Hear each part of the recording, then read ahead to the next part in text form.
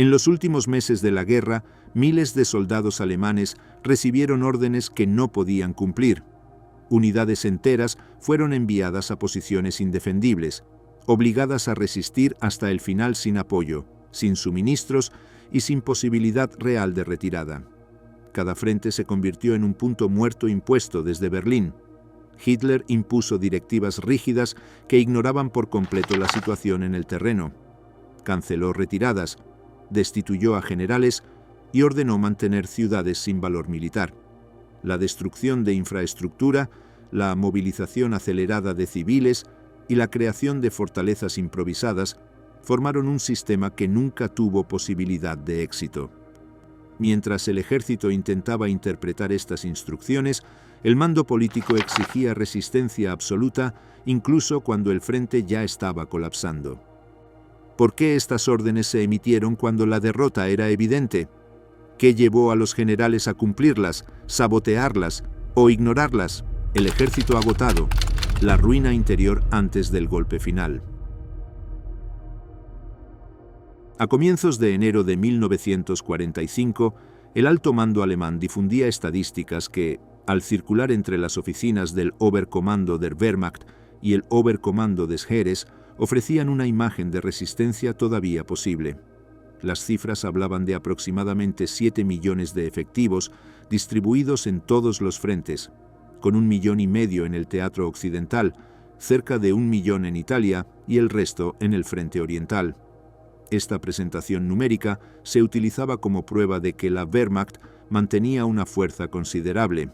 Sin embargo, detrás de esa apariencia cuantitativa se ocultaba un deterioro estructural profundo, cuya magnitud ya podía observarse en casi todos los niveles operativos. La composición real de estos efectivos reflejaba la creciente fragilidad del sistema militar. Una parte significativa correspondía al Volkssturm, la milicia creada en octubre de 1944 e integrada por hombres de edades comprendidas entre 14 y 65 años. La mayor parte de estos reclutas carecía de cualquier forma de preparación militar sólida. Sus entrenamientos se reducían a instrucción básica impartida durante fines de semana, pues muchos trabajaban jornadas extensas en industrias vinculadas al esfuerzo bélico. El resultado era la formación de batallones que avanzaban hacia las líneas de combate sin familiaridad suficiente con el armamento ni con procedimientos tácticos elementales. La responsabilidad formal de su preparación recaía en Heinrich Himmler, pero la presión generada por la evolución de la guerra impedía programas organizados que pudieran dotarlos de capacidades mínimas. El armamento asignado al Volkssturm procedía en gran medida de arsenales que reunían material capturado a lo largo de campañas anteriores. Rifles italianos, fusiles franceses y belgas, ametralladoras checas o armas soviéticas coexistían sin estandarización. Esta diversidad complicaba gravemente el abastecimiento de munición, pues la mayoría de estas armas utilizaba calibres distintos y muchas se entregaban con cantidades mínimas de proyectiles. Incluso los cañones antitanque de origen extranjero llegaban sin dotaciones suficientes. De acuerdo con las tablas teóricas, cada batallón debía recibir morteros ligeros, Panzerschreck, Panzerfaust y carabinas diseñadas específicamente para el Volkssturm. Pero en la práctica, los equipamientos incompletos eran la norma. Para compensar estas carencias, el aparato industrial alemán impulsó la fabricación de armamento simplificado. El subfusil MP-3008 reproducía con variaciones mínimas el diseño del Sten británico, recurriendo a soldaduras sencillas y materiales de baja calidad para acelerar la producción. Los fusiles Volkssturmgewehr, desarrollados por Karl Walter, comenzaron a distribuirse de forma limitada en enero de 1945. Entre todas las armas disponibles, el Panzerfaust constituía el único recurso realmente eficaz en manos de los milicianos, pues su fabricación sencilla y su capacidad para perforar blindajes a corta distancia lo convertían en el arma antitanque más accesible. Mientras tanto, las divisiones Panzer llegaban a enero en un estado que contrastaba radicalmente con el prestigio que habían adquirido en los primeros años de la guerra. La mayoría operaba con menos del 30% de su dotación teórica de carros de combate y dependía de entregas de combustible que no alcanzaban para maniobras extensas. La segunda división Panzer, tras combatir en las Ardenas, quedó prácticamente inmovilizada en diciembre de 1944 por falta absoluta de gasolina, sufriendo pérdidas severas durante los contraataques estadounidenses. El quinto ejército Panzer, que había avanzado hacia el río Mosa en los últimos días de la ofensiva, se detuvo de forma abrupta al agotar sus reservas de combustible. La crisis energética afectaba a todo el esfuerzo militar. Desde 1943, la campaña aérea aliada había dañado sistemáticamente las refinerías sintéticas en Leuna, Pölitz y Brooks, y para comienzos de 1945, estas instalaciones operaban de manera intermitente o estaban fuera de servicio. La pérdida de los campos petrolíferos de Ploiesti en agosto de 1944 había cerrado la principal fuente externa de crudo. Los yacimientos en Hungría y Austria no podían compensar la demanda. En consecuencia, las divisiones que conservaban una parte de su parque blindado operaban con asignaciones que permitían apenas movimientos de repliegue o maniobras tácticas de pequeña escala. La estructura de mando experimentaba también una degradación progresiva. El Oberkommando der Wehrmacht, encabezado por Wilhelm Keitel y Alfred Jodl, supervisaba las operaciones en los frentes occidental, italiano y en otros teatros secundarios. El Oberkommando des Heeres, dirigido nominalmente por Hitler y con Heinz Guderian como jefe del Estado Mayor General, gestionaba el frente oriental. Esta dualidad de funciones producía fricciones constantes, pues ambos cuarteles generales se encontraban físicamente separados en el complejo Maybach y actuaban con criterios divergentes. La rivalidad institucional se traducía en duplicación de esfuerzos, falta de coordinación y decisiones que respondían más a la estructura política del régimen que a lógica militar. Guderian insistía en la necesidad de transferir unidades desde el oeste hacia el este, donde el Ejército Rojo acumulaba fuerzas preparatorias para una ofensiva de gran escala. Hitler rechazaba sistemáticamente estas propuestas, manteniendo la doctrina de defensa rígida que había impuesto desde finales de 1944.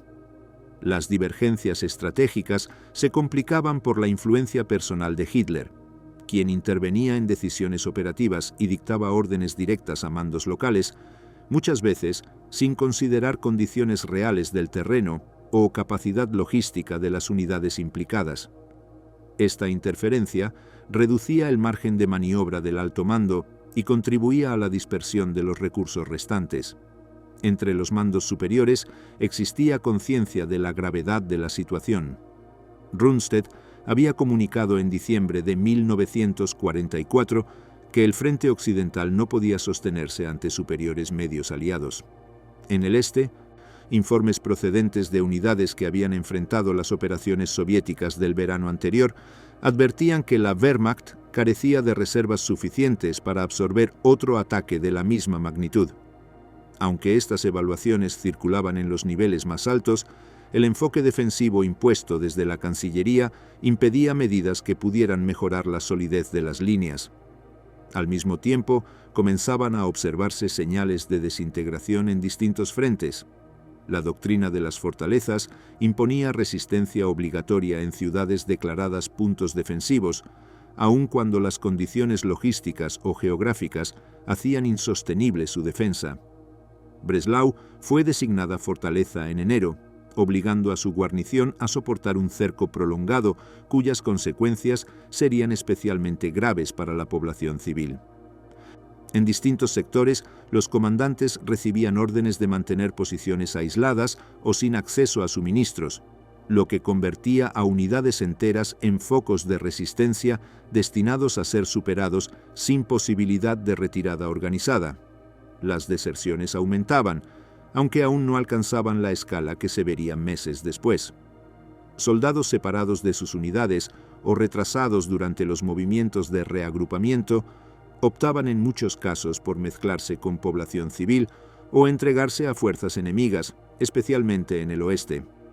La Feldgendarmerie intensificaba patrullas para localizar a estos soldados, y algunas unidades especiales empleaban procedimientos sumarios para restablecer disciplina en los sectores más inestables.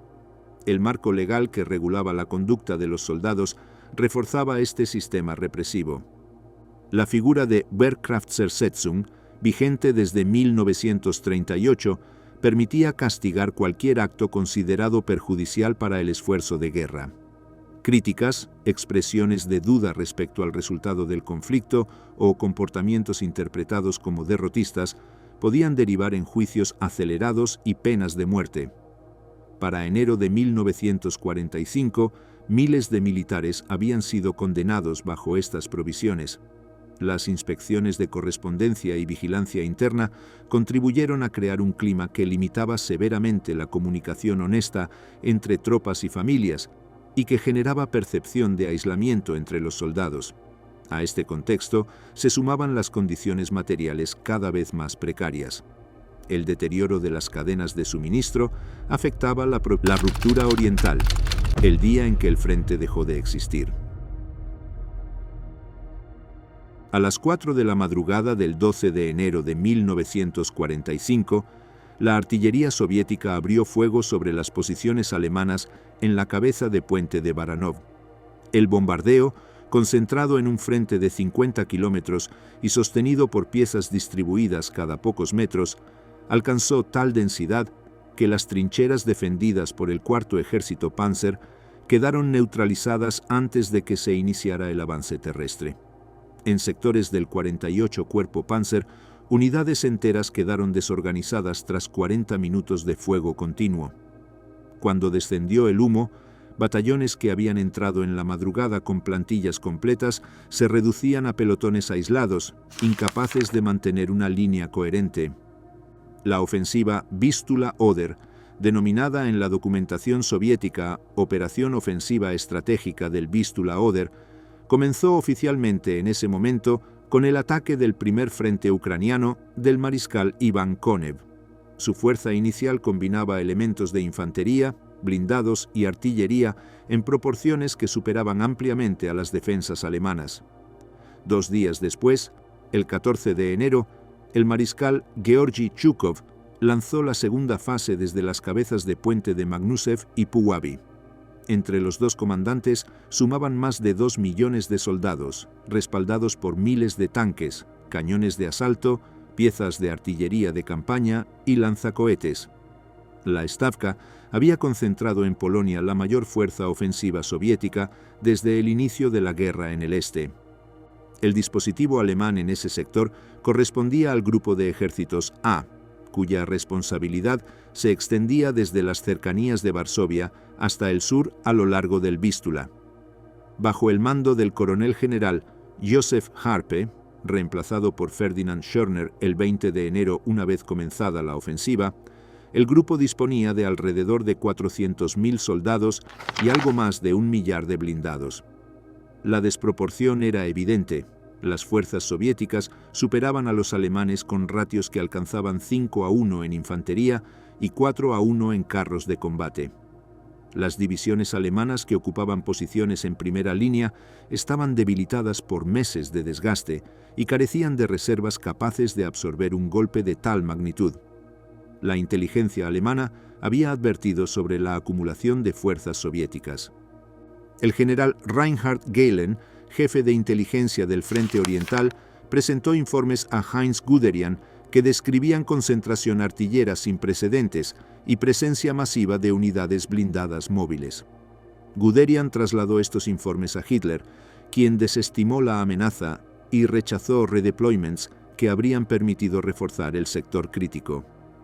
Cuando Guderian propuso evacuar los restos del frente de Curlandia para utilizarlos en Polonia, la respuesta fue negativa. Esta decisión dejaría al grupo de ejércitos A sin la profundidad defensiva que necesitaba para resistir la ofensiva que se avecinaba. Tras el bombardeo inicial del 12 de enero, las fuerzas de Konev lanzaron ataques de reconocimiento sobre posiciones alemanas que ya se encontraban gravemente dañadas. A media mañana comenzaron nuevas descargas artilleras que ampliaron los agujeros abiertos en la línea defensiva. A las 2 de la tarde, el tercer ejército de guardias y el cuarto ejército de tanques iniciaron su avance principal. Las defensas alemanas, incapaces de coordinar movimientos, se derrumbaron por sectores. La penetración soviética alcanzó más de 30 kilómetros en profundidad durante el primer día, superando las expectativas previstas por la Stavka. Mientras tanto, en las cabezas de puente de Magnusev y Puławy, Zhukov preparaba su propio ataque. A las 8:30 de la mañana del 14 de enero comenzó el bombardeo artillero, similar en intensidad al empleado por Konev.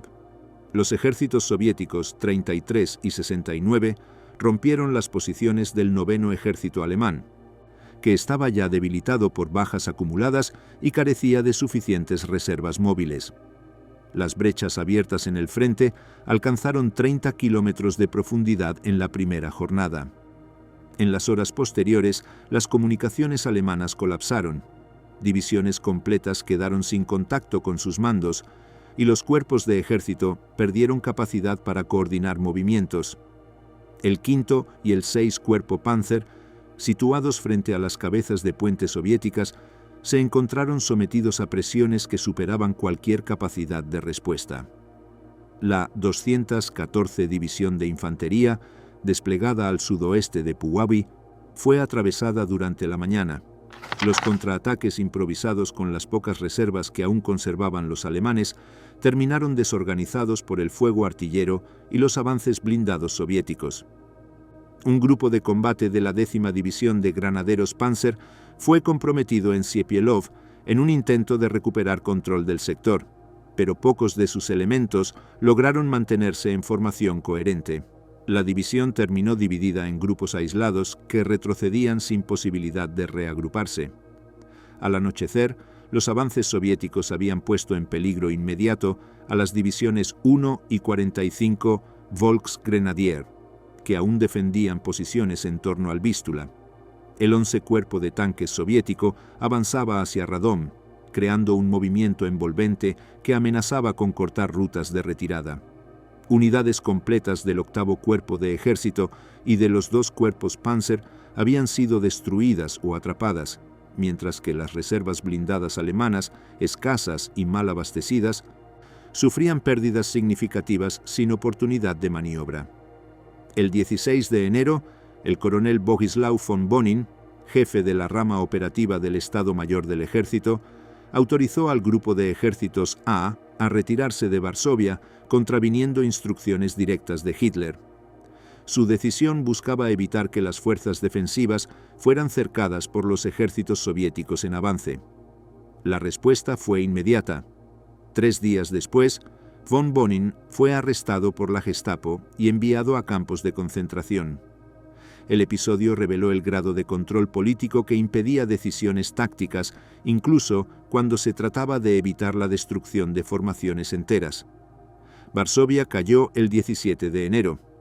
La ciudad había sido devastada por la represión alemana tras el levantamiento del año anterior y cayó sin resistencia formal porque las fuerzas alemanas se habían replegado ante la velocidad del avance soviético.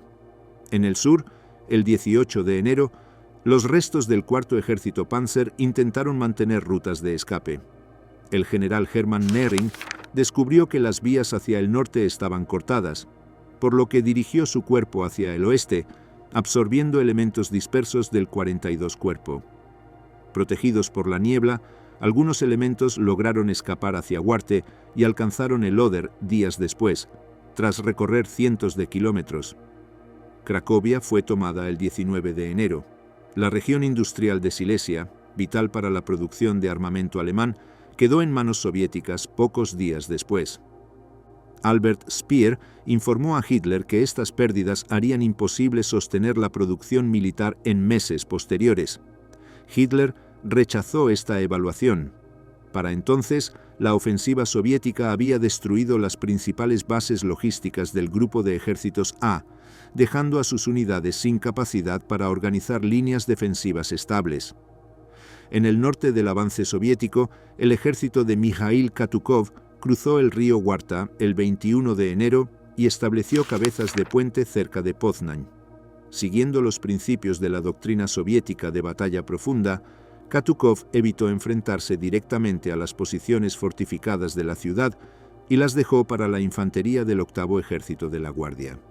Sus unidades móviles continuaron hacia el Oder sin detenerse, priorizando el avance hacia Berlín mientras aseguraban rutas para las fuerzas que seguían más atrás. La guarnición alemana de Poznań, compuesta por unos 60.000 hombres, quedó aislada y enfrentó un asedio que se prolongaría semanas. El avance soviético desintegró completamente la estructura del grupo de ejércitos A. Para intentar restablecer control, Hitler reorganizó la nomenclatura de los grupos de ejércitos. El antiguo Grupo de Ejércitos Norte pasó a denominarse Grupo de Ejércitos Kurlandia. El Grupo de Ejércitos Centro se convertiría en nuevo Grupo de Ejércitos Norte, y el Grupo de Ejércitos A pasó a llamarse Grupo de Ejércitos Centro. Ninguna de estas modificaciones alteró la realidad operacional.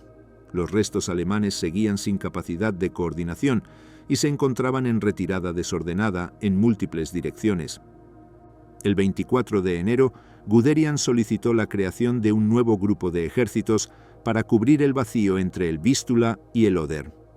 Hitler aprobó la propuesta y confió el mando del nuevo grupo de ejércitos Vístula a Heinrich Himmler, quien carecía de experiencia militar para gestionar una formación de ese tamaño. Las unidades asignadas, el 9º Ejército destruido en Varsovia, el 2º Ejército aislado y el recién creado 11 SS Ejército Panzer, existían principalmente sobre el papel. Su capacidad operativa era mínima y no podían actuar como barrera efectiva contra los ejércitos soviéticos que avanzaban hacia el oeste. A medida que aumentaba la presión soviética, comenzaron las primeras ejecuciones vinculadas directamente al colapso. Soldados que retrocedían sin autorización eran detenidos por la Feldgendarmerie y sometidos a juicios efectuados cerca del frente. La aplicación de la legislación de Wehrkraftzersetzung se intensificó para mantener disciplina en medio de la retirada general. En varios sectores, oficiales que ordenaron repliegues tácticos para evitar cercos fueron arrestados y ejecutados. Las unidades penales se llenaron con soldados dispersos que habían sido separados de sus formaciones. Este sistema disciplinario acompañó al desmoronamiento del frente, aunque no pudo detener la ruptura generalizada. Para el final de enero, el Ejército Rojo había cruzado el Oder en distintos puntos. Había avanzado 500 kilómetros en menos de 20 días, destruyendo la capacidad defensiva alemana en Polonia. Zhukov evaluó posibilidad de avanzar directamente hacia Berlín, pero la exposición de su flanco norte en Pomerania y la presencia de fuerzas alemanas aún operativas en Prusia Oriental obligaron a la Stavka a detener temporalmente el avance. La prioridad pasó a ser asegurar los flancos y permitir que otros frentes soviéticos alcanzaran posiciones similares, evitando riesgos innecesarios antes del asalto final.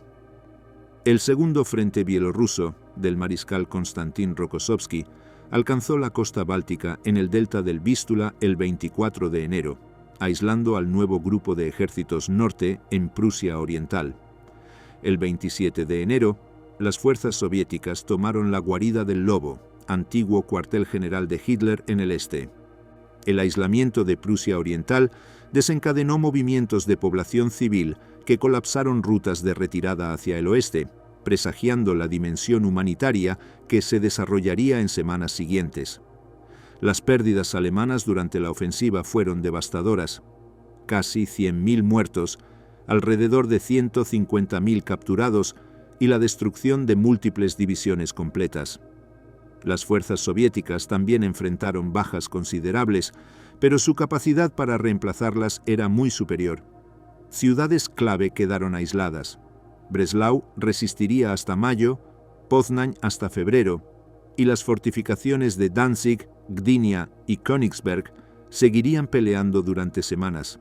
Estos núcleos defensivos absorbieron decenas de miles de tropas alemanas que ya no participarían en la defensa de Berlín. El 2 de febrero, la Stavka declaró oficialmente concluida la operación. En menos de un mes, el Ejército Rojo había alcanzado la línea Oder-Neisse, situándose a escasa distancia de la capital del Reich. El frente oriental alemán dejó de existir como estructura coherente. Las fuerzas defensivas estaban destruidas, dispersas o atrapadas en bolsas aisladas. El camino hacia Berlín quedaba abierto, aunque el avance final dependería de la consolidación de los flancos y acumulación de los suministros necesarios para la ofensiva definitiva. Lograron escapar hacia Huarte y alcanzaron el Oder días después, tras recorrer cientos de kilómetros. Cracovia fue tomada el 19 de enero. La región industrial de Silesia, vital para la producción de armamento alemán, quedó en manos soviéticas pocos días después. Albert Speer informó a Hitler que estas pérdidas harían imposible sostener la producción militar en meses posteriores. Hitler rechazó esta evaluación. Para entonces, la ofensiva soviética había destruido las principales bases logísticas del Grupo de Ejércitos A, dejando a sus unidades sin capacidad para organizar líneas defensivas estables. En el norte del avance soviético, el ejército de Mikhail Katukov cruzó el río Warta el 21 de enero y estableció cabezas de puente cerca de Poznań.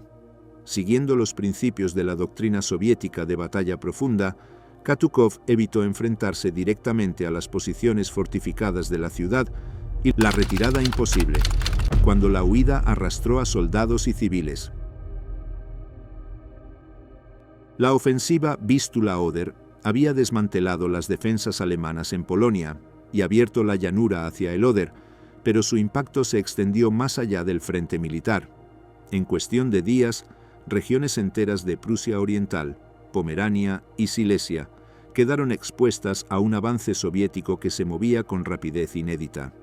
Allí vivían millones de civiles cuya presencia había sido ignorada por la estrategia del régimen.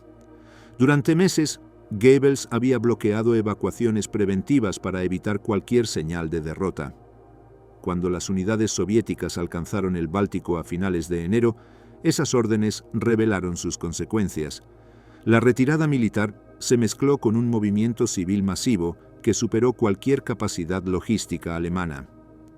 El resultado no fue una evacuación organizada, sino un colapso simultáneo de frente, administración y transporte en medio del invierno. El aislamiento de Prusia Oriental se consumó en pocos días. El 22 de enero partió de Königsberg el último tren con refugiados.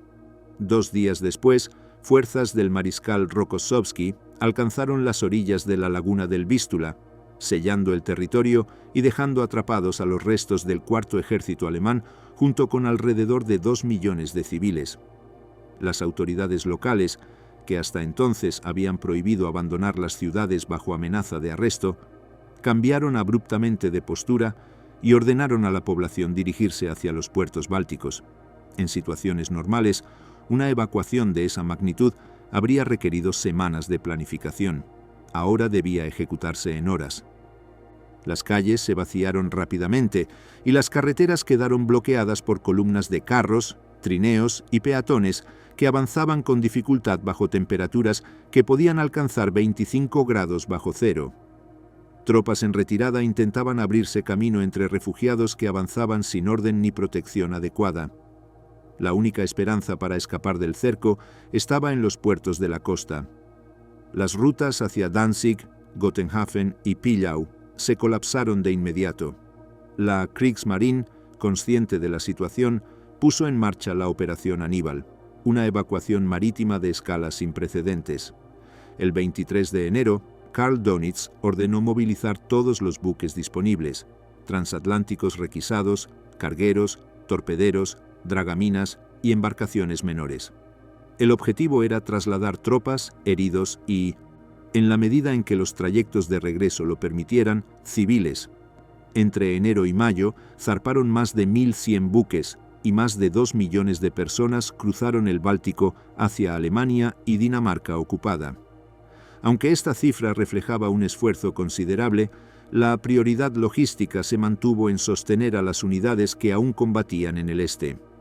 Los civiles eran embarcados según disponibilidad de espacio, condiciones meteorológicas y presencia de escoltas navales. La densidad del tráfico marítimo, sumada a ataques de submarinos soviéticos y minas a la deriva, convirtió cada viaje en una operación de riesgo. En este contexto se produjo el hundimiento del Wilhelm Gustloff, que se transformó en el episodio más trágico de las evacuaciones.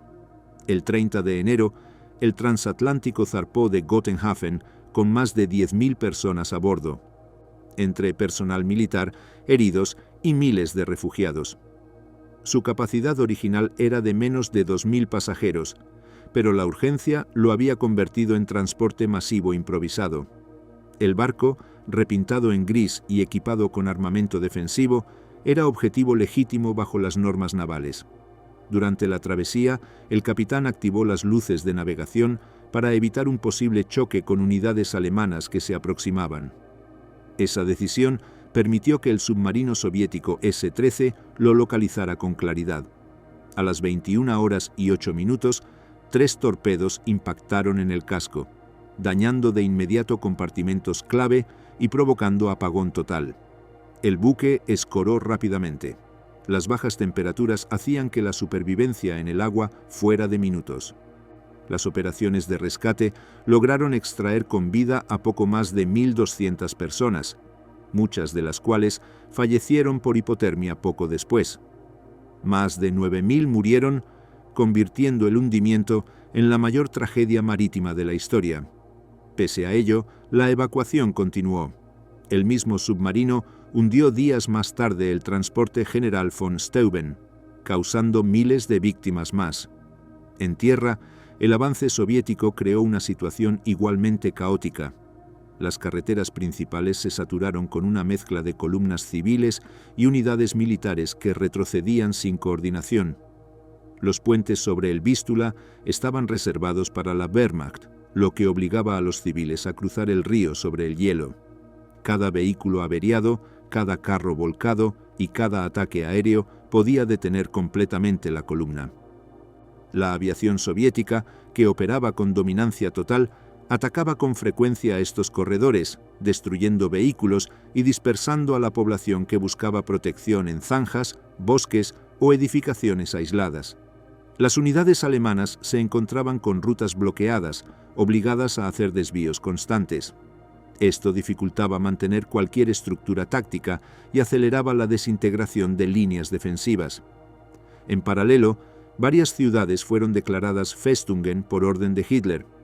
Este concepto, concebido para obligar a guarniciones aisladas a resistir hasta el límite, tenía como objetivo retrasar el avance soviético y dar tiempo al alto mando para reorganizar fuerzas.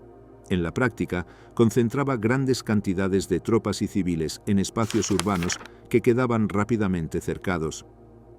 Poznań fue rodeada el 25 de enero. En su interior permanecieron 60.000 soldados y decenas de miles de civiles. Tras un mes de combates urbanos, la guarnición se rindió el 23 de febrero. El asedio destruyó gran parte de la ciudad y consumió importantes recursos soviéticos. En Breslau, declarada Festung el 19 de enero, quedaron atrapados 150.000 civiles y 40.000 soldados. La ciudad resistió hasta mayo, cuando el frente alemán ya se había desintegrado. Kolberg, en la costa de Pomerania, se convirtió en otro embudo de refugiados y tropas. Cercada el 4 de marzo, resistió hasta el 18, permitiendo que numerosas evacuaciones marítimas se completaran desde su puerto. La creación del grupo de ejércitos. Vístula, el 24 de enero, reflejó el grado de desorganización del mando alemán. Hitler designó al frente de esta agrupación a Heinrich Himmler, cuya falta de experiencia operativa resultaba evidente incluso para sus propios subordinados. La decisión respondía al deterioro de la confianza de Hitler en la Wehrmacht tras el atentado del 20 de julio. Las unidades asignadas al nuevo grupo, el 9º Ejército, el 2º Ejército y el 11º Ejército Panzer SS, carecían de cohesión y estaban muy por debajo de sus dotaciones teóricas.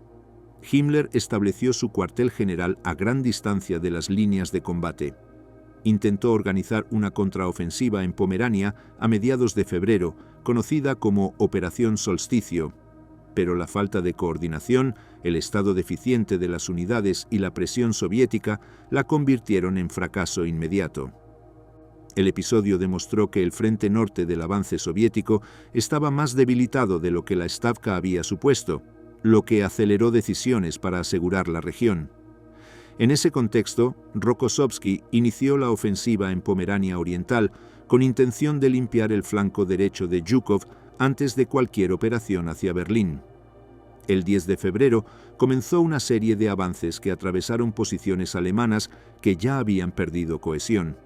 Aunque las defensas lograron contener temporalmente algunos ataques, la ruptura decisiva se produjo el 2 de marzo, cuando fuerzas soviéticas alcanzaron Köslin.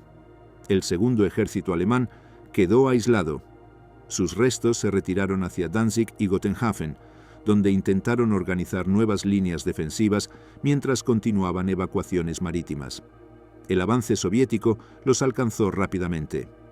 Danzig cayó el 28 de marzo y las tropas alemanas restantes se replegaron hacia la península de Hel, desde donde la Kriegsmarine mantuvo transportes hasta después de la rendición final alemana. A medida que estas retiradas se multiplicaban, la estructura logística alemana se desmoronaba. Depósitos de suministros eran abandonados o capturados. Las líneas ferroviarias quedaban interrumpidas por bombardeos o avances soviéticos. Las comunicaciones se cortaban en múltiples sectores, dejando a los mandos sin información fiable sobre movimientos amigos o enemigos. Muchas unidades actuaban basándose en informes fragmentarios proporcionados por mensajeros que debían recorrer largos trayectos bajo condiciones extremas. La capacidad de coordinar movimientos simultáneos desapareció. La Wehrmacht, que durante años había basado su eficacia en movilidad y comunicaciones, se vio reducida a grupos aislados que retrocedían sin orientación clara. La disciplina también se deterioró. En la confusión de enero y febrero, distinguir entre soldados que se habían separado de sus unidades y aquellos que abandonaban posiciones voluntariamente se volvió cada vez más difícil. La Feldgendarmerie continuó aplicando medidas severas, pero su capacidad real de imponer disciplina disminuyó a medida que los mandos perdían control sobre sus formaciones. Muchos soldados intentaron ayudar a organizar el movimiento de refugiados y a mantener cohesión mínima. Otros se mezclaron con las columnas civiles. La prioridad inmediata ya no era preservar líneas defensivas, sino evitar quedar cercados por unidades soviéticas que avanzaban sin oposición importante en vastos sectores. Entre finales de enero y febrero, la Wehrmacht perdió toda capacidad de conducir retiradas ordenadas. Lo que se desarrolló fue un movimiento simultáneo de civiles y soldados que retrocedían hacia el oeste bajo presión creciente. Las rutas estaban saturadas, los recursos escaseaban y la estructura de mando se fragmentaba. Lo que en semanas anteriores era deterioro progresivo, se convirtió ahora en colapso general. La retirada dio paso a una huida que absorbió todos los niveles administrativos y logísticos del ejército alemán. La magnitud del desplazamiento humano y militar mostraba que la Wehrmacht no enfrentaba solo un retroceso operacional, enfrentaba su transformación en una fuerza desintegrada cuya capacidad de mantener una línea defensiva coherente había desaparecido, obligadas a hacer desvíos constantes. Esto dificultaba mantener cualquier estructura táctica y aceleraba la desintegración de líneas defensivas. En paralelo, varias ciudades fueron declaradas Festungen por orden de Hitler. Este concepto, concebido para obligar a guarniciones aisladas a resistir hasta el límite, tenía como objetivo retrasar el avance soviético y dar tiempo al alto mando para reorganizar fuerzas. En la práctica, concentraba grandes cantidades de tropas y civiles en espacios urbanos que quedaban rápidamente cercados. Poznań fue rodeada el 25 de enero. En su interior permanecieron 60.000 soldados y decenas de miles de civiles. Tras un mes de combates urbanos, la guarnición se rindió el 23 de febrero. El asedio destruyó gran parte de la ciudad y consumió importantes recursos soviéticos.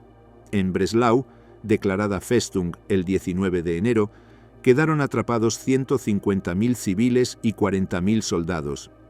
La ciudad resistió hasta mayo, cuando el frente alemán ya se había desintegrado.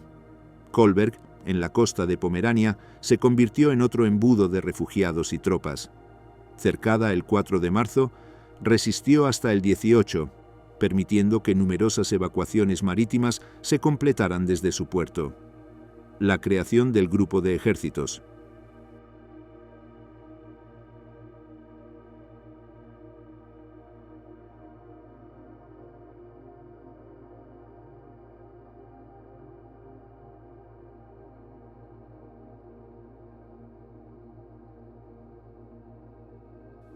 Vístula, el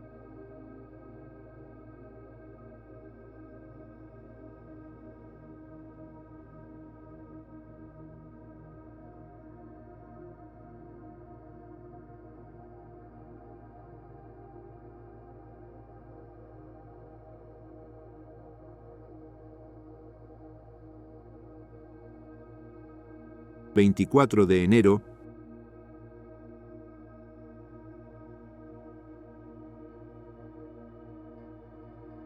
reflejó el grado de desorganización del mando alemán. Hitler designó al frente de esta agrupación a Heinrich Himmler, cuya falta de experiencia operativa resultaba evidente incluso para sus propios subordinados. La decisión respondía al deterioro de la confianza de Hitler en la Wehrmacht tras el atentado del 20 de julio. Las unidades asignadas al nuevo grupo, el 9º Ejército, el 2º Ejército y el 11º Ejército Panzer SS, carecían de cohesión y estaban muy por debajo de sus dotaciones teóricas. Himmler estableció el muro occidental. El Rin deja de ser defensa. A comienzos de febrero de 1945, el frente occidental se encontraba en una fase decisiva que ya no dependía de grandes operaciones prolongadas, sino de la capacidad alemana para mantener intacta la línea del Rin. En términos estrictamente militares, esa defensa fluvial había sido concebida como obstáculo final capaz de frenar el avance aliado mediante la destrucción sistemática de los puentes que la cruzaban. En teoría, una retirada escalonada y disciplinada podría haber permitido a los alemanes establecer una serie de posiciones defensivas en la orilla oriental. En la práctica, la realidad operativa mostraba que cualquier defensa sostenible dependía de conservar puntos de cruce intactos, solo el tiempo suficiente para permitir replegues organizados, y destruirlos de inmediato ante la llegada de fuerzas enemigas. Ninguna otra región occidental ofrecía condición geográfica similar. El Rin era, por tanto, la última barrera. A partir del 8 de febrero, el grupo de ejércitos del mariscal Montgomery inició operaciones destinadas a despejar completamente la orilla occidental del Rin en su sector. Las acciones se desarrollaron en condiciones difíciles debido a la topografía y a decisiones alemanas orientadas a retrasar el avance mediante la apertura controlada de presas. La inundación deliberada de regiones boscosas obligó a las unidades aliadas a modificar rutas y ralentizó donde era posible la progresión. Pese a ello, el avance anglo-canadiense logró, tras 2 semanas de combate, ocupar un amplio tramo de ribera occidental. La consolidación de estas posiciones extendió el control aliado sobre 90 kilómetros de orilla para comienzos de marzo. Al sur de este sector, el ejército estadounidense bajo el mando del general Bradley preparaba una operación de amplitud similar destinada a eliminar toda presencia alemana significativa entre el Mosela y el Rin. El primer día de marzo, Bradley puso en marcha la operación Lumberjack, una ofensiva coordinada que movilizaba alrededor de 100.000 soldados y cerca de 300 carros de combate. La progresión se articuló alrededor de una serie de cabezas de puente tácticas sobre ríos secundarios que permitieron a las fuerzas estadounidenses irrumpir en Euskirchen el 4 de marzo y en Colonia al día siguiente. Esta última ciudad, bombardeada intensamente desde 1942, ofrecía un paisaje urbano reducido a ruinas, pero aún conservaba áreas defendidas por guarniciones dispersas. La ocupación aliada se completó el 7 de marzo. Las pérdidas alemanas en esta fase inicial reflejaban su incapacidad para sostener una defensa continua. Durante Lumberjack, Las fuerzas estadounidenses infligieron alrededor de 5.700 bajas y tomaron 19.000 prisioneros. La desarticulación de 4 cuerpos alemanes debilitó el conjunto del frente, dificultando cualquier intento de establecer una línea defensiva coherente a lo largo del Rin. En estas condiciones, la orden que regulaba la demolición de puentes adquirió una importancia crítica. Desde octubre de 1944, los mandos locales estaban obligados a destruir los puentes solo cuando fuerzas enemigas se encontraran a 8 kilómetros, y únicamente con autorización escrita. Esa normativa, concebida para evitar voladuras prematuras, generó dilemas operativos en los que una decisión tardía o precipitada podía resultar fatal para los oficiales encargados. En este contexto se produjo el episodio decisivo de Remagen.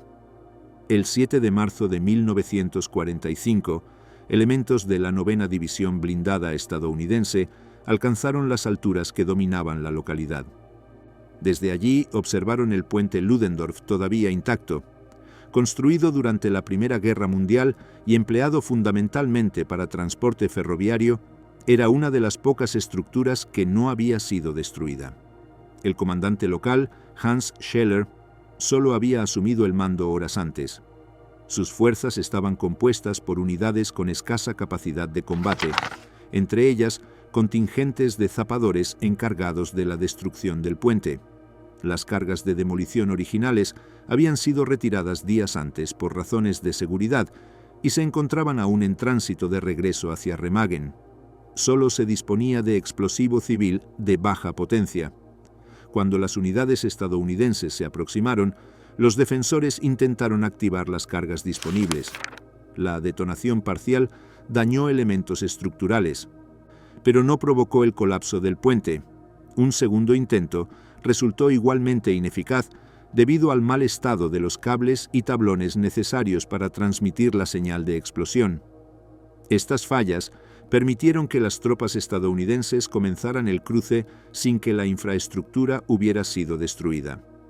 A las 5 de la tarde, las fuerzas estadounidenses habían establecido un perímetro en la orilla oriental, convirtiendo a Remagen en la primera cabeza de puente significativa sobre el Rin. La respuesta del mando alemán fue inmediata. Hitler ordenó la destitución del mariscal von Rundstedt y exigió responsabilidades a los mandos locales. Se formó una corte marcial que, entre el 11 y el 12 de marzo, juzgó a los oficiales implicados. Varios fueron condenados a muerte por no haber asegurado la destrucción del puente. Estas medidas punitivas buscaban restablecer disciplina, pero no revertían la situación estratégica creada por el cruce. Remagen proporcionó a las fuerzas aliadas un punto de penetración directo en la orilla alemana del Rin, lo que modificó el equilibrio defensivo en todo el sector. Durante los días siguientes, los alemanes llevaron a cabo intentos sistemáticos para destruir el puente, o al menos limitar su utilidad. La Luftwaffe organizó ataques utilizando aparatos a reacción, incluidos bombarderos Arado AR-234 y cazas Messerschmitt 262. Sin embargo, los resultados fueron limitados. La defensa antiaérea aliada en la zona impidió impactos directos sobre la estructura. En paralelo, se lanzaron 11 cohetes V-2 desde posiciones en Holanda, pero ninguno alcanzó su objetivo. El empleo de buzos encargados de instalar cargas junto a los pilares del puente también fracasó. El 17 de marzo, la estructura cedió finalmente debido a daños acumulados y al esfuerzo continuo al que estaba sometida por el paso de tropas, vehículos y material. Más de 200 técnicos se encontraban realizando trabajos de refuerzo cuando el puente se vino abajo. 25 soldados murieron o desaparecieron en el derrumbe. No obstante, para ese momento las fuerzas estadounidenses ya habían cruzado masivamente mediante 2 puentes tácticos adicionales, consolidando una cabeza de puente extensa. El sector entre Bonn y Coblenza se había transformado en punto de penetración profundo hacia el interior del territorio alemán. Mientras tanto, las operaciones aliadas continuaron en otros sectores del Rin. El 19 de marzo, Bradley recibió la orden de Eisenhower de preparar un cruce para el día 22. El plan contemplaba varias acciones coordinadas para mantener presión simultánea sobre las defensas alemanas. El general Patton, al mando del Tercer Ejército, ejecutó una maniobra que tomó por sorpresa al alto mando alemán.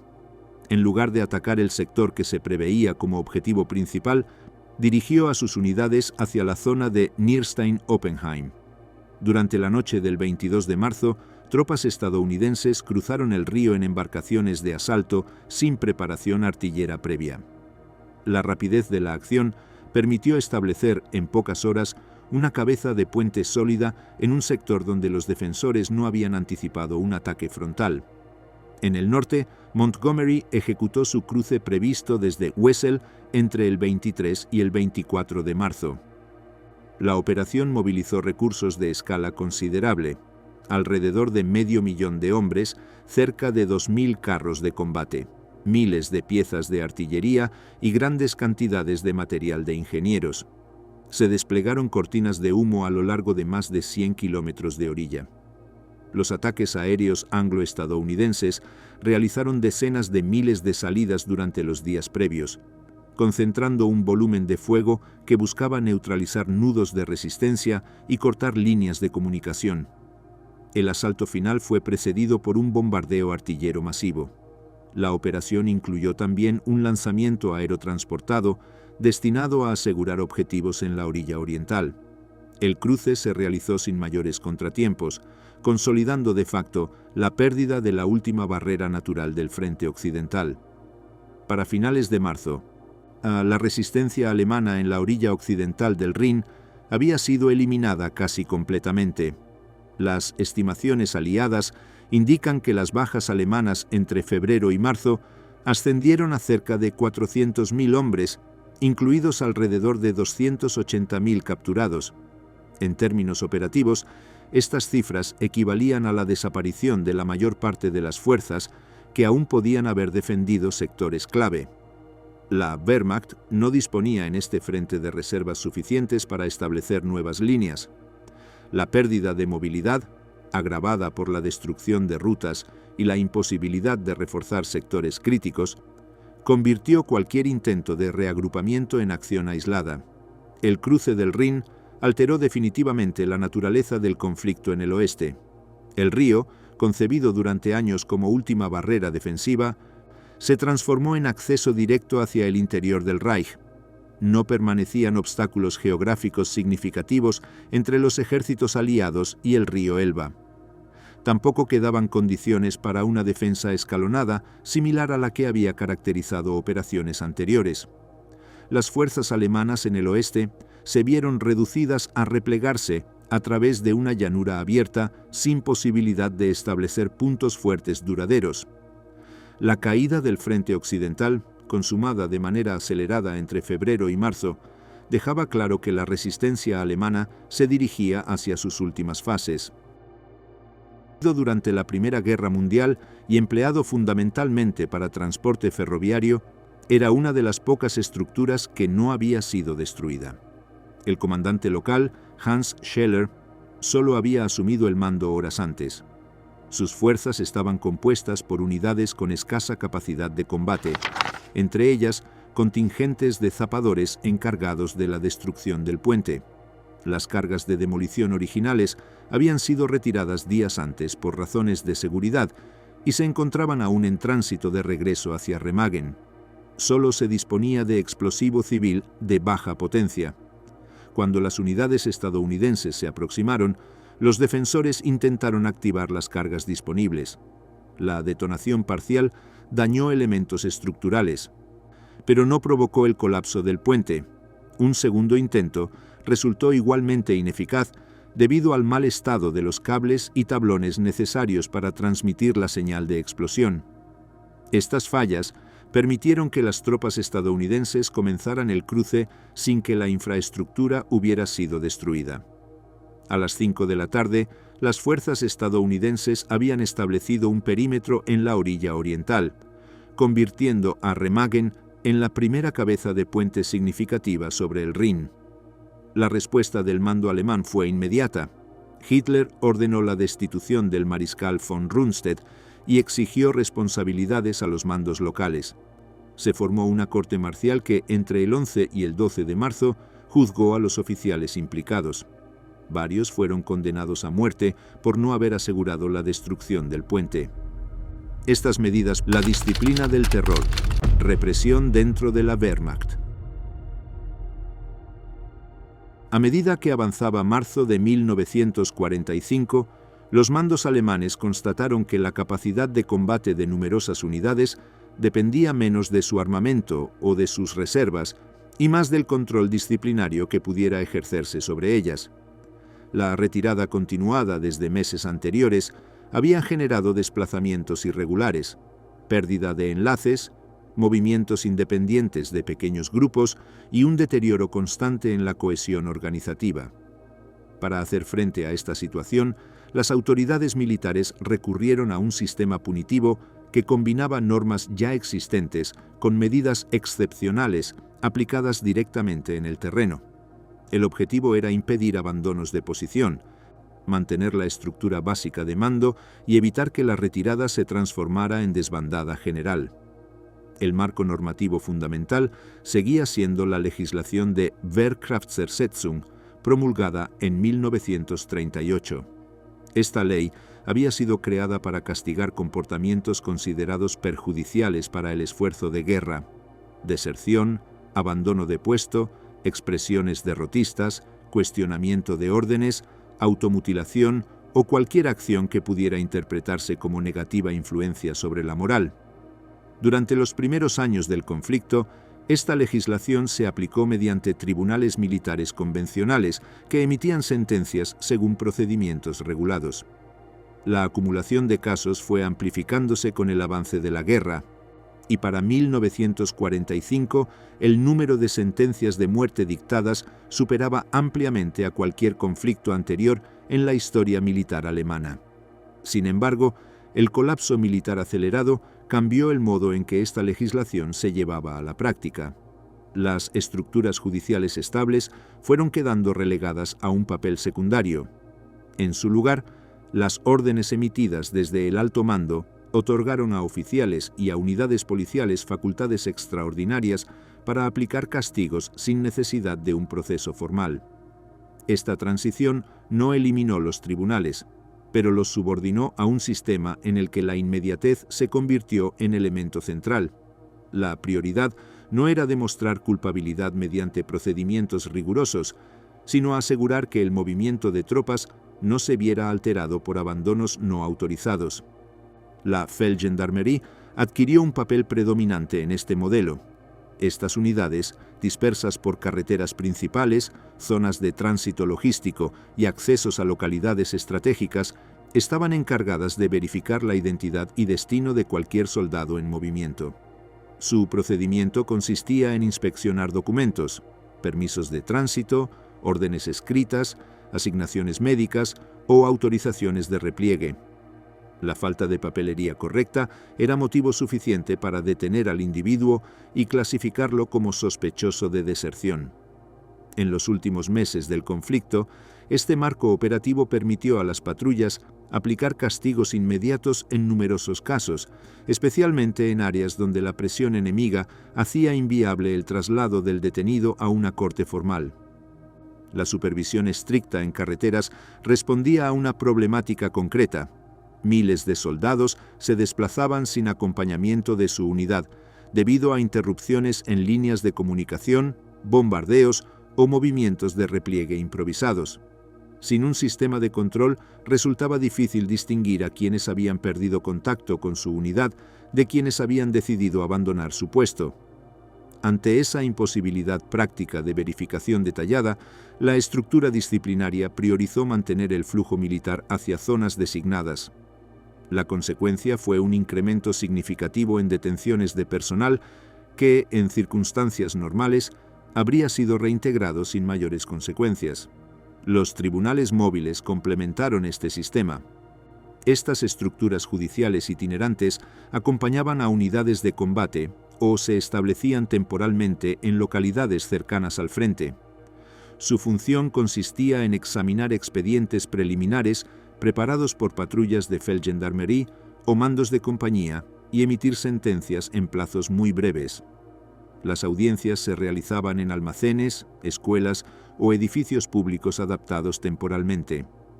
El juicio consistía en la lectura de acusación, una verificación mínima de la documentación disponible y la emisión de sentencia. La ausencia de procedimientos recursivos o de revisiones posteriores permitía ejecutar la condena de inmediato. En la práctica, estos tribunales funcionaban como instrumentos de disciplina concebidos para reforzar la autoridad en unidades sometidas a presión constante. El decreto firmado por Hitler el 29 de enero de 1945 añadió un nivel adicional de severidad. En él se establecía que cualquier retirada debía contar con autorización escrita directa del Führer. Cualquier repliegue sin dicho permiso era considerado acto de insubordinación susceptible de pena de muerte.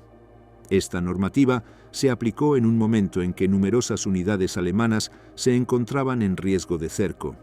La consecuencia práctica fue que muchos mandos locales rechazaron ordenanzas tácticas que recomendaban retiradas parciales para evitar aniquilaciones. El arresto del coronel Bogislau von Bonin, tras autorizar la evacuación de posiciones en Varsovia, evidenció el alcance de esta orden y reforzó el criterio entre mandos intermedios de que no debían adoptar iniciativas aunque la situación en el terreno así lo exigiera. Las ejecuciones sumarias registradas entre marzo y abril fueron resultado directo de esta combinación de normas y facultades de emergencia. En numerosos sectores del frente, las patrullas disciplinarias actuaban en puntos de cruce obligatorios, deteniendo a soldados que no podían demostrar su destino inmediato. La ejecución se realizaba, según procedimientos establecidos informalmente, en las inmediaciones del punto de control. En otros sectores, las sentencias se ejecutaban tras la intervención de un tribunal móvil. Estas prácticas buscaban generar un efecto disuasorio.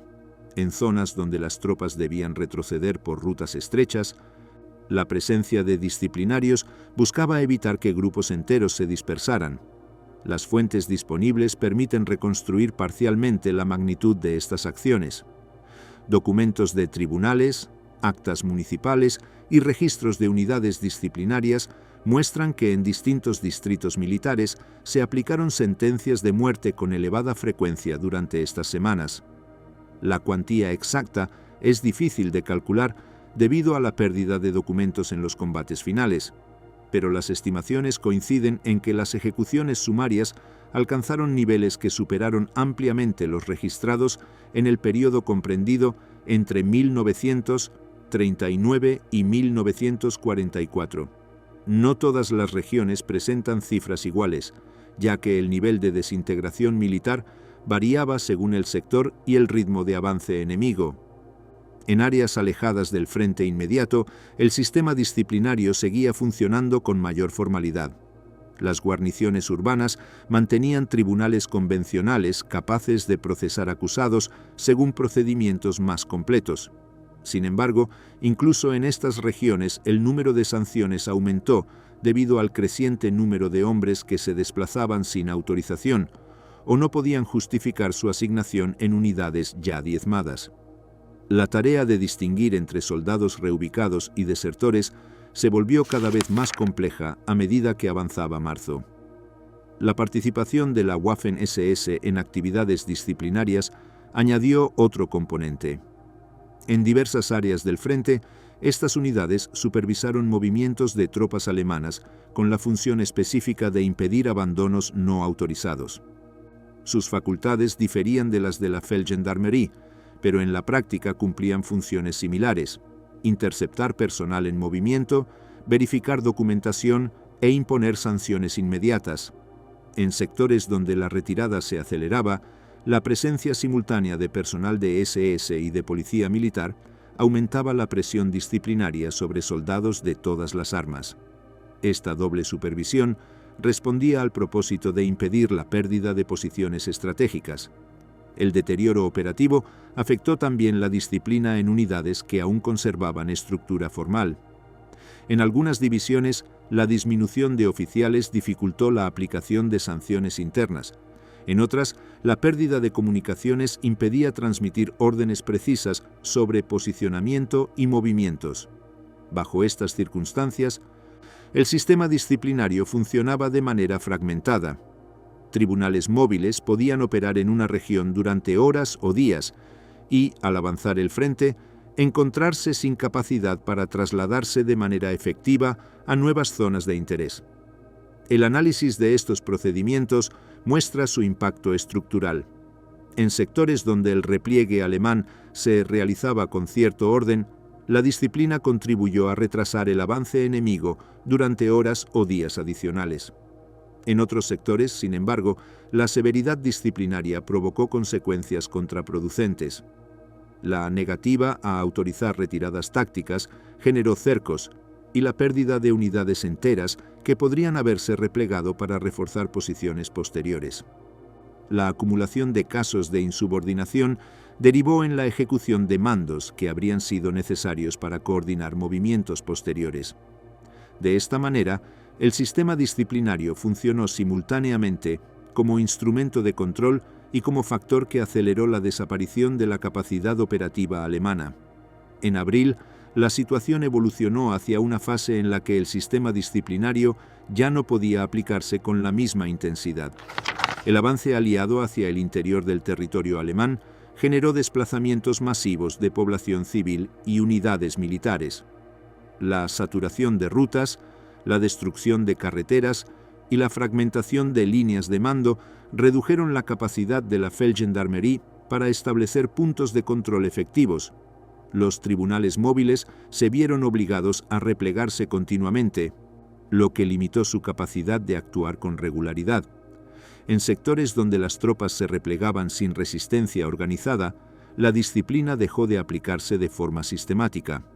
Aún así, en regiones donde aún existían líneas defensivas establecidas, el régimen mantuvo la aplicación de sanciones hasta fechas muy tardías.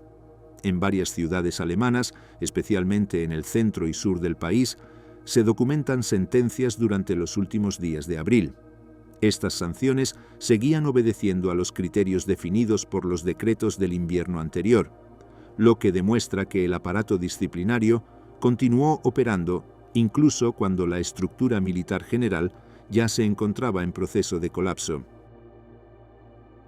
Estos tribunales funcionaban como instrumentos de disciplina concebidos para reforzar la autoridad en unidades sometidas a presión constante. El decreto firmado por Hitler el 29 de enero de 1945 añadió un nivel adicional de severidad. En él se establecía que cualquier retirada debía contar con autorización escrita directa del Führer. La caída del centro. Berlín bajo asalto final. A mediados de abril de 1945, la situación militar alemana en el frente oriental se encontraba definida por la preparación soviética para una operación de gran escala destinada a capturar Berlín. La Stavka había asignado a 3 frentes la tarea de cerrar el cerco y ocupar la capital del Reich.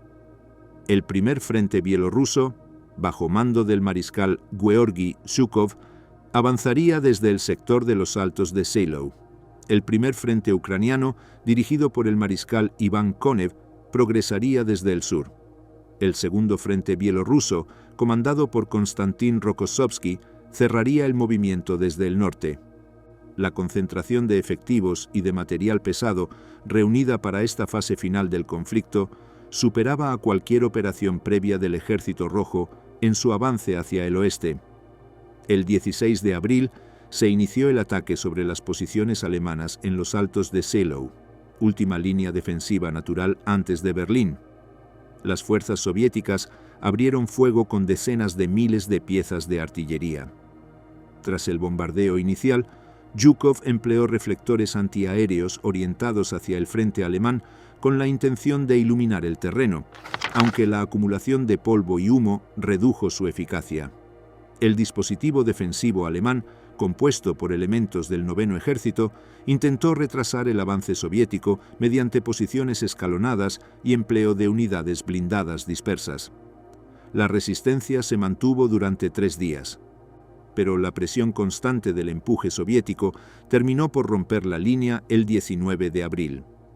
Superado este obstáculo, las fuerzas soviéticas dispusieron de un avance relativamente libre hacia la capital. El 20 de abril comenzó el bombardeo sistemático de Berlín con artillería pesada. Las piezas soviéticas, situadas en posiciones al este del río Oder, lanzaron proyectiles de calibre elevado contra zonas urbanas y puntos de defensa identificados previamente.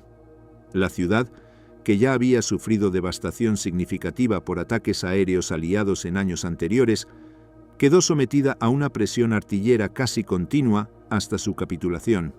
Infraestructuras esenciales colapsaron en cuestión de horas y los servicios públicos restantes dejaron de operar. Las primeras unidades soviéticas alcanzaron la periferia berlinesa el 23 de abril. A medida que avanzaban hacia el centro urbano, se encontraron con estructuras defensivas improvisadas que combinaban restos de divisiones del ejército regular, elementos de Waffen-SS y contingentes de Volkssturm. La composición de estas fuerzas mostraba que la capacidad defensiva alemana en la capital dependía de reunir personal disponible sin importar su procedencia ni su grado de instrucción. Las unidades asignadas a la defensa incluían fragmentos de divisiones que habían sido reducidas a una fracción de sus efectivos teóricos. La escasez de munición pesada y de combustible hacía que la movilidad de los pocos vehículos blindados restantes fuera mínima. La batalla en el interior de Berlín se caracterizó por combates urbanos intensos. Las tácticas soviéticas adaptaron procedimientos utilizados en otras ciudades durante la campaña oriental. Grupos de asalto avanzaban edificio por edificio, perforando muros internos para evitar progresar por calles expuestas. Estas unidades estaban apoyadas por carros de combate que avanzaban en calles más amplias, así como por lanzacohetes y artillería de apoyo directo. Las posiciones alemanas se atrincheraban en edificios gubernamentales, estaciones ferroviarias, puentes y fortificaciones improvisadas. El suministro alemán de munición ligera permitía cierta resistencia inicial, pero la falta de refuerzos y la imposibilidad de redistribuir material aceleraban el desgaste. El mando de la defensa de Berlín fue asignado al general Helmut Weidling el 23 de abril. Su tarea consistía en coordinar la resistencia en un área dividida en varios sectores, cada uno bajo responsabilidad de mandos subordinados. El dispositivo berlinés se encontraba organizado en zonas definidas que cubrían entradas principales a la ciudad, instalaciones gubernamentales y puntos estratégicos. Sin embargo, la velocidad del avance soviético dificultaba mantener comunicación efectiva entre los distintos sectores. Weidling informó a sus superiores que la capacidad defensiva era limitada. La munición de artillería era reducida, el combustible casi inexistente y la estructura de mando estaba sometida a interrupciones constantes por el colapso de enlaces telefónicos. El avance soviético se intensificó a finales de abril.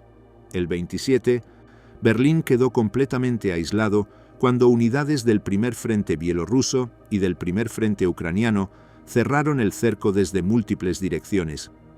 La presión aumentó sobre el distrito gubernamental, que albergaba el edificio de la Cancillería del Reich y el complejo subterráneo que funcionaba como cuartel general del mando político. En este periodo, la lucha se concentró especialmente en torno a dos objetivos simbólicos: el Ministerio del Interior y el Reichstag.